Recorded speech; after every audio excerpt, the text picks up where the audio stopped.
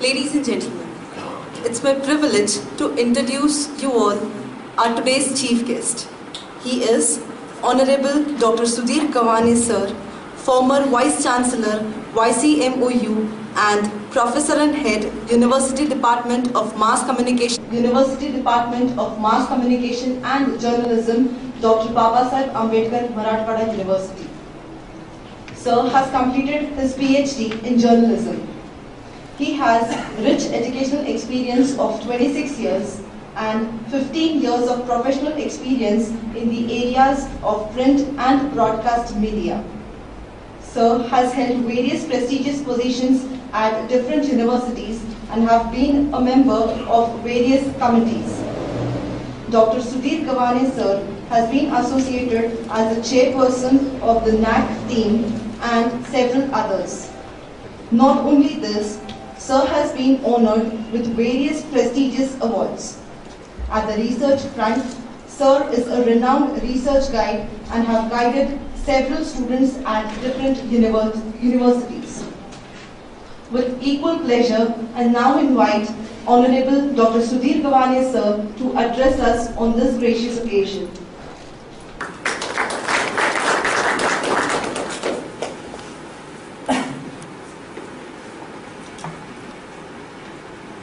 Honorable Chairperson of the function, young dynamic CEO of this institution, Dr. Sujay Vikhepati,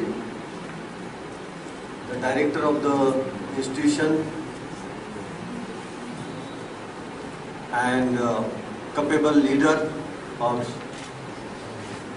abilities to develop the institution, my friend Dr. Arun Ingre sir,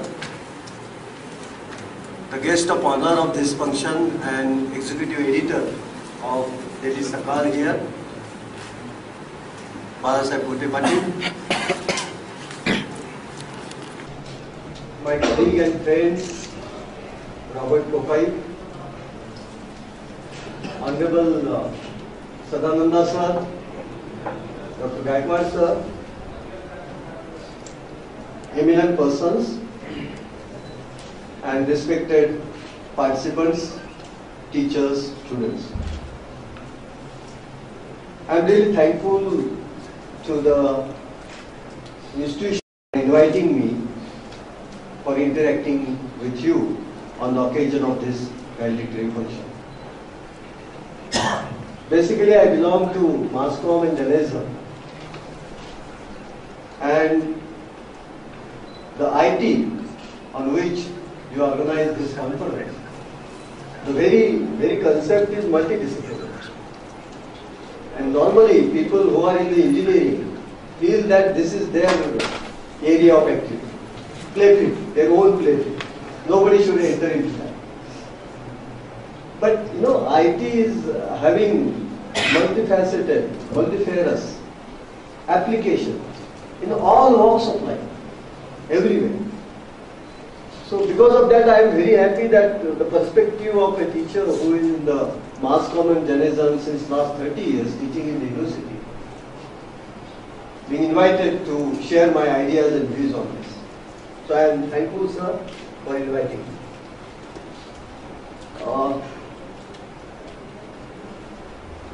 The theme of the conference was very relevant, facing economic crisis.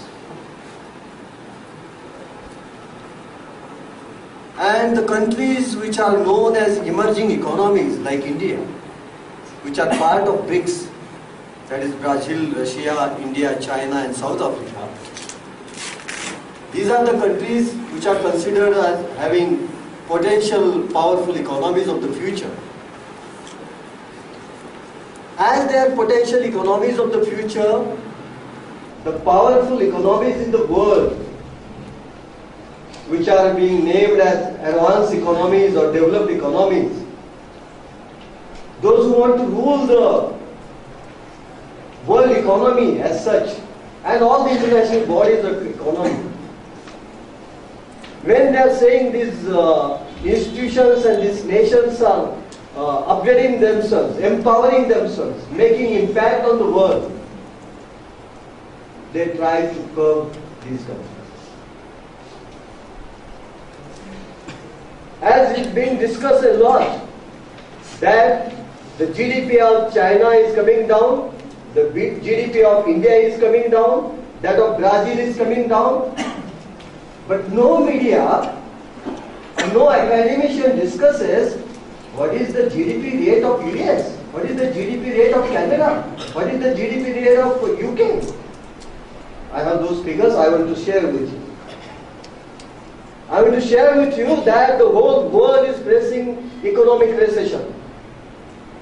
And the advanced countries, the developed world is facing more problems than we are facing. And therefore, the people who belong to developing world should not have a fear in their mind that what will happen to our economy, what will happen to our country. Don't worry. We are potential countries, we are countries with economic potentials, we are the countries with human resource potentials, strong human capital, and we are making impact, and world has to notice that because we are making actual impact worldwide. And this particular topic of information technology, in which India and China has made strong inroads and made impact world over. And in future, I think, the countries which are known as emerging countries and the Scandinavian countries like Norway, Sweden, Denmark, they are doing very well. And they are surpassing all so-called developed economies by their performance, their human development, their social activities, social inclusion. In every aspect of life, there are different countries doing better than so-called countries which are we following. So therefore, on this occasion, I want to share my viewpoints to you. I have prepared my speech, but I will not read it so that you will not be bored. You have too much of interaction and too much of knowledge you were receptive during last 3 days. I should not take you much time, but I will try to make a presentation concisely and precisely and to the point. Information technology road ahead, living in virtual world versus physical world. The technology which we are experiencing, that technology has created first time in the world two kinds of worlds. One is a physical world where we live, where we act, the geography, the people we interact, that is our physical world, and centuries together human beings are living in that environment. But we are facing a new world which is being known as virtual world, cyber world, or recently a book has come, I would like to discuss on that, written by Eric, who is the executive president of the Google, and Cohen, who is the director of the Google Ideas. They are describing this age as a digital age. We are entering into a digital age. So at one point, we are in a physical world as human beings, we are generations together, and at the same time, we are entering into a virtual world, cyber world, and we are living in two worlds at a time. And that is very complex, that is very beneficial, that is very challenging, and that is very problem-creating issues we are facing.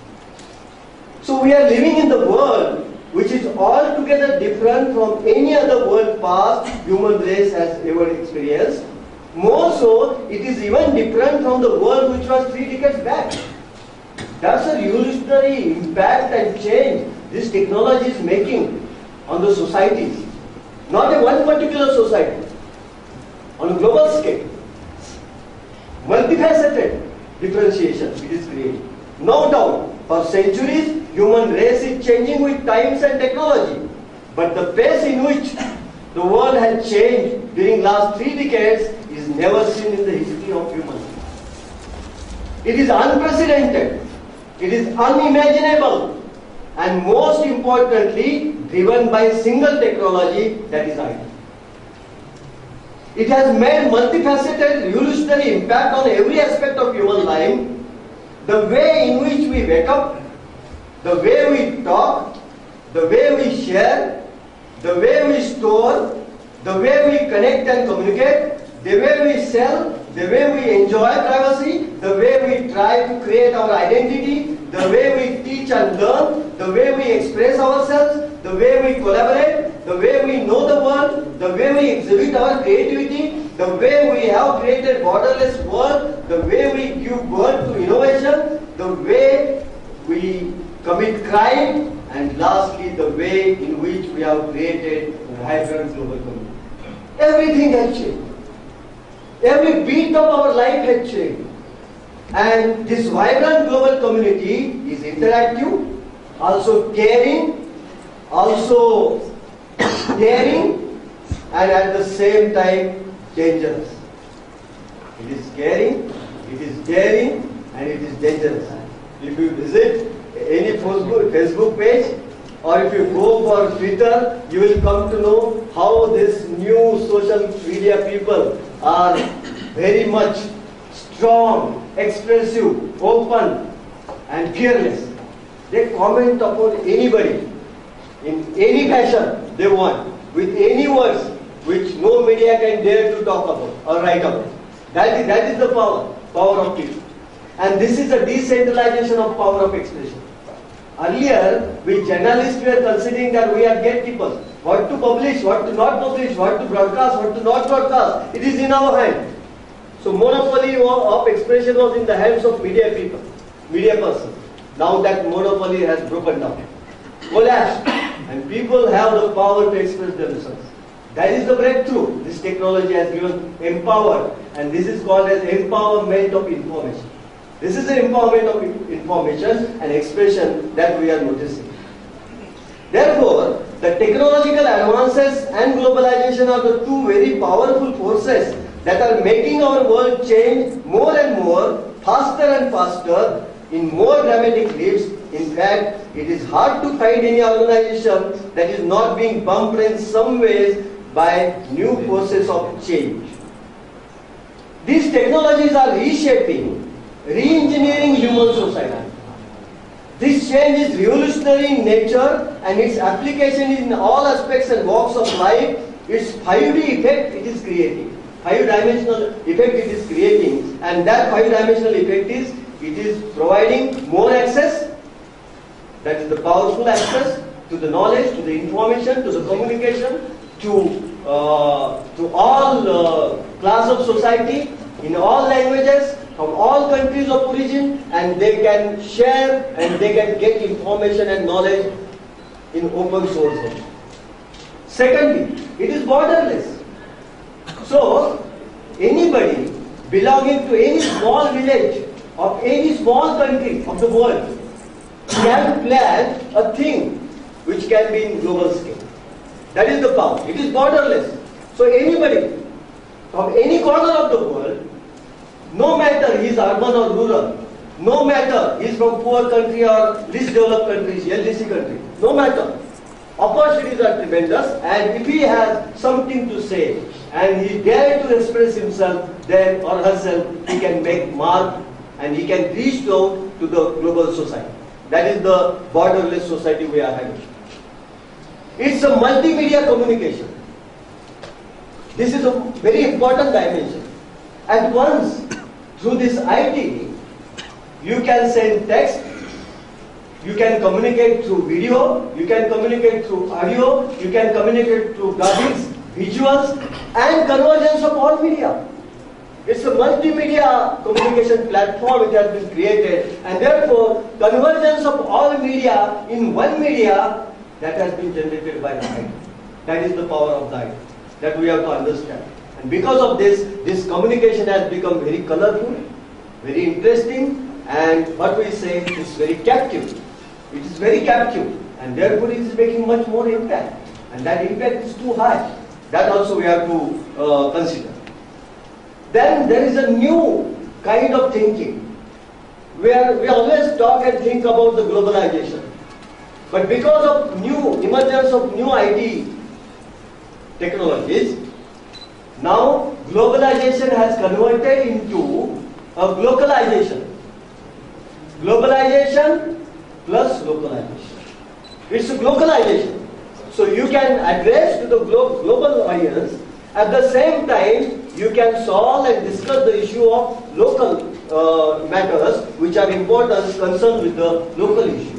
So this is a kind of localization where there is a hyper localization is seen and there is a hyper globalization is also seen. At the same time, two streams of this communication are being seen, and two types of business activity, social interaction, every activity is being done by this. So this is globalization. This is the new kind of changes we are noticing. And this is not that some very top powerful countries are sharing their knowledge, content, technology, equipments to other countries. It's not like that. It's participatory.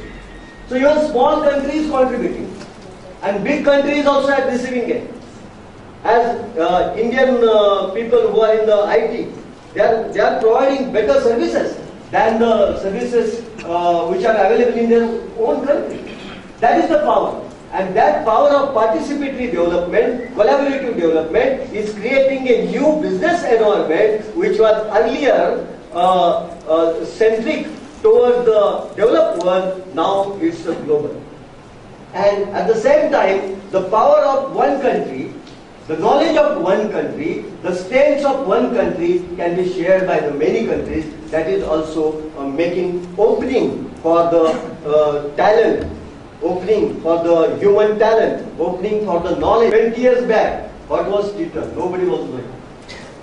40 years back, nobody was knowing what is IT, what is internet, what is use of it, what can be done. These are the new companies coming out, innovation is coming out, research and development is coming out, and person who do not have any background of entrepreneurship, those who do not belong to the big corporate houses, families, the small people from small families, middle class families, lower class families, that boy or girl is coming out and they are becoming entrepreneurs and they are becoming world leaders. Great revolution is taking place because of this technology. It is opportunity giving. This is democratization of the entrepreneurship, and that democratization of entrepreneurship is made available because of this monetization effect of this technology that I would like to emphasis on. Now, what is the present global ICT landscape? I have just latest facts and figures published by International Telecommunication Union, which is the authoritative authority connected with the UN. The ITU figures, I will just quote few of them so that you will come to know where and what is happening globally as it's an international conference. There are 6.8 billion mobile cellular subscribers in the world today in 2030. 6.8 billion. And the world population at present is 7.1 billion. So 710 crore people are there in the world, and out of them 680 crore people are connected with the, they are the subscribers of the mobile cellular. And the cellular penetration rate, which ITU calculates, it is 96%. So cell phone, the mobile phone, has come across and crossed the borders, and it is reaching to the mass level, and this is a kind of massification of IT. Earlier, IT or computers were limited to the people who are money. They are only able to afford. Same is the situation in India. If you go in rural parts of India still today, you will not find people which are using computers. They are not seen using mobile smartphones. That is the reality. But because of this new technology, things are changing. How they are changing? In developed world, the penetration rate is 128% and that of developing world is 89%. In terms of internet uses, there is a difference, great difference between these two. Only 2.7 billion people, means 39% people of the world are using internet. Worldwide. This is the average of the world. 39% people of the world are having access to the internet. Meaning 61% people, mostly from developing regions such as Africa, Asia Pacific, are still internet unreached. So this is a big digital divide, and we have to convert this digital divide into digital dividend. That is the biggest challenge, and United Nations and UNESCO is working on that. That we have to look at. And I think the way in which technology is changing, way in which the products are being launched, way in which India and other emerging countries are ushering the development and low-cost technologies they are developing through R&D is much faster. And I think in next 5 to 10 years, the internet will be accessible to the almost world population. That is the possibility. Now, there is a difference. There is a regional divide. In Europe, internet penetration is 75%, which is highest in the world. In Europe. While in Africa, it is lowest in the world. It is just 16%. So in Africa, it is just 16%. And in Asia Pacific region, of which India is a part, it is 32%. In Arab states, it is 38%. In developed world, 74% women use the internet, but in developing countries, only 29% women use the internet. So this is gender discrimination is also there, and within the gender there is a divide is also there. That divide we have to solve and address. 41% of the world households are connected with internet. 41%. Still means 60% people households are not connected with the internet broadband connectivity or otherwise internet connectivity also. The internet penetration rate in developing countries just 28% still today. So technology is there, it is expanding, no doubt, but it is not reaching out to the global population. That is one of the challenges. The household internet penetration rate of Europe is highest in the world, which is 77%, and lowest is in Africa, which is just 7%. So this is because of socio-economic situation of those countries that thing we are noticing. Now, the broadband users. In terms of broadband users, there are globally 2.1 billion mobile broadband users in 2013. And in developed world, 75% inhabitants are broadband users, but in developing world, it is just 20%. So 80% people are not connected with the broadband in developing world. That is the big digital divide we are noticing. Now, I want to share a few ideas of that. By 2025, majority of the world population will, in one generation, have from having virtually no access to unfiltered information to reaching to accessing all of the world information through a device that is fit in the palm of the hand. If current pace of technological innovations are going on, the most of the projected 8 billion people of the world will be online. Just a matter of a decade. In a matter of decade, every human being will be online, connected with each other. That is going to make a big revolution. At every level of society, connectivity will continue to become more affordable and practical in substantial way. Affordable and practical, low cost, affordable. Now, to the last part of my expression, I am coming to that tail end, the global economic scenario and what IT is going to do in the future. Global economic environment is not at all encouraging. It's not only BRICS countries that are facing, that I have already told you. The World Economic Outlook 2013 of International Monetary Fund IMF says that global growth has increased only by 2.75%. And the GDP, global GDP, average global GDP just 4%. Among the advanced economies, USA economy is growing by 2.75%. Japan by 2%, Canada by 1.7%, UK by less than 1%, 0.9%, Europe down by 0.6%. And this is the kind of recession the whole world is facing, and first time in the history the developed world is facing. At the same time, we should notice that the developing countries and emerging economies, their GDP rate has remained into 5 to 6%.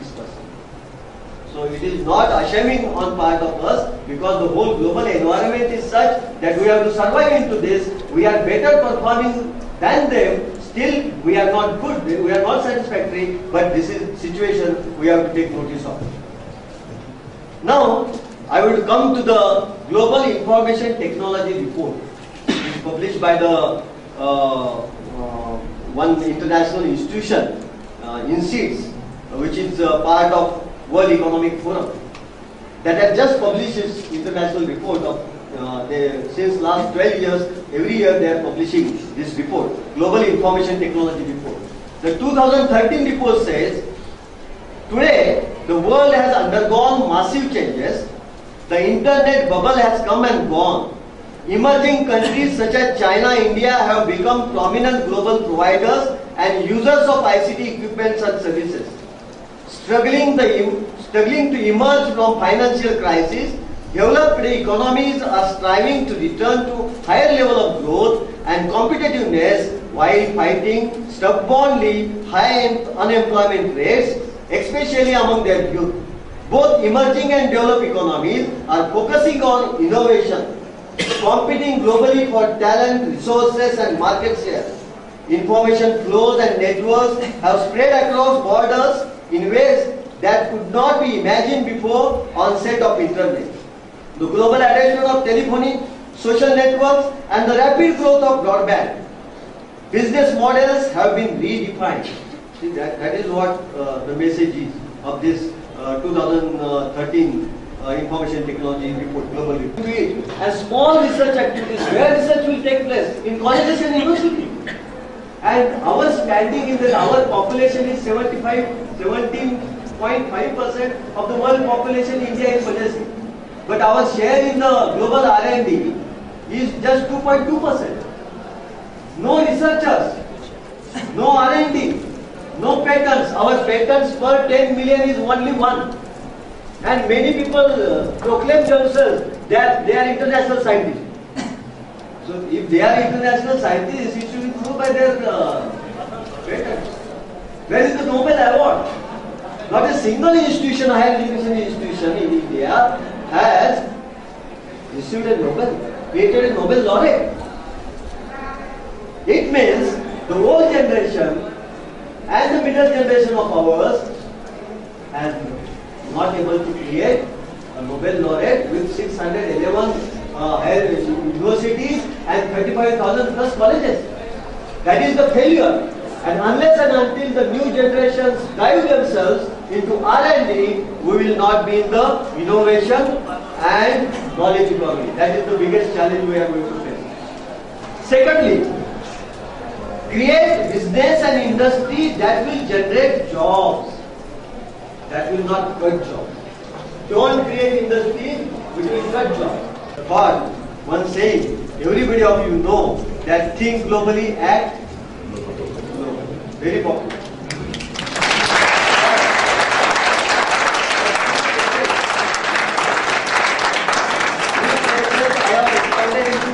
Lines. And I will request all the students to give thought to it, and even young teachers. Think globally, act globally. There is a vice versa case also. Think locally, act globally. There can be something important of your country, your local area, which can be globally protected. Think locally, act globally. There is another option before us. Think locally, act locally. Because we have to solve our issues, our problems. Always global, global, global. No use. All the time global. All academicians say, be globally, globally competitive. And there is no water you have to drink. That's not an issue. Think globally, what is this? Our higher education should be globally competitive. Means what? Means nothing. It's good to hear, no? Globally. It's of no use. Think locally, act locally. And lastly, there is best opportunity for every small country. Think globally, act globally. So you can think globally and you can act globally where you are staying. That is the message and last words of me. Thank you very much for inviting me.